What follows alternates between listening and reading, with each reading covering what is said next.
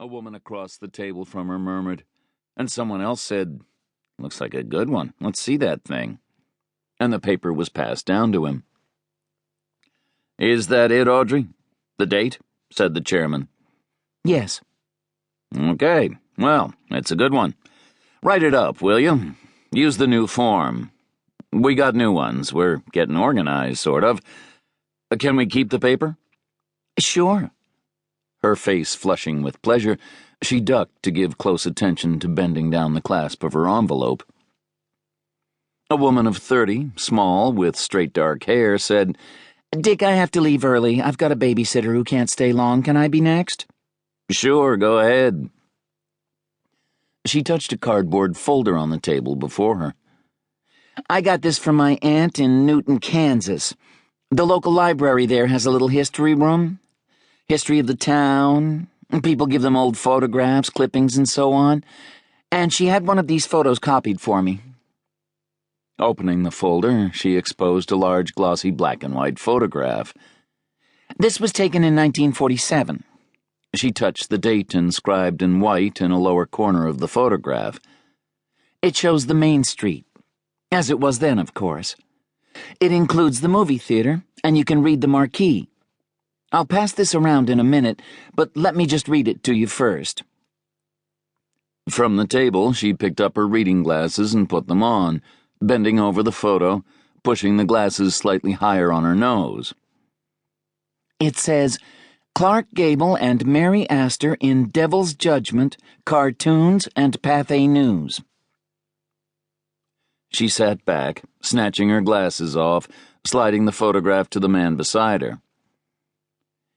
"I've checked every old movie book in the libraries here, listings of old pictures. And this summer in New York, I checked a lot more in the main library there. No such movie is listed. I wrote to the studio, never got an answer, so I phoned. Got through to someone eventually who said he'd check it out and call me back. To my amazement, that's just what he did. Phoned a couple days later. Very pleasant, had a nice voice. They had no record of any such movie, he said.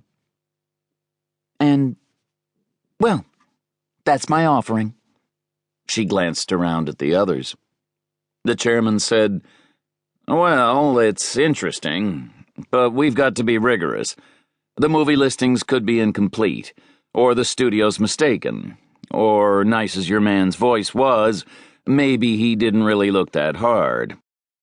Old pictures that weren't too popular get forgotten. Lost." "But a Clark Gable?" "I know, but—" He moved a shoulder reluctantly.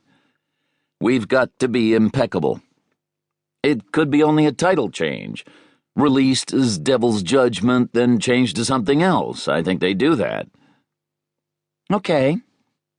She reached across the table as someone returned her picture. "I had some more checking in mind anyway, but I wanted to bring this to the meeting to show I haven't been loafing all summer."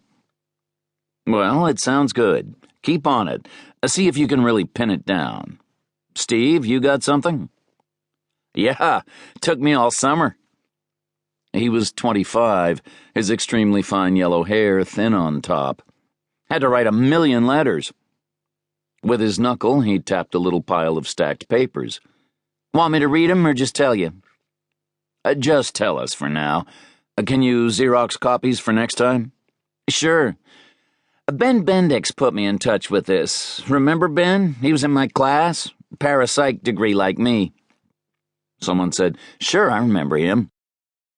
"Well, he's married now, lives in Stockton, California, and he put me in touch with his family. Their name is Weiss. Father, mother, 2 grown daughters. One married, the other divorced and back in Stockton living with the folks. Well, the divorced one remembers another sister. Sort of." "Steve," the chairman sat shaking his head, "I don't know about the sort ofs. Is this one of those little fragments of memory things?" "Afraid so." "Well, what's the rest?" "She thinks the other sister was called Naomi. Or Natalie, not sure. A year younger, maybe. Thinks she remembers them playing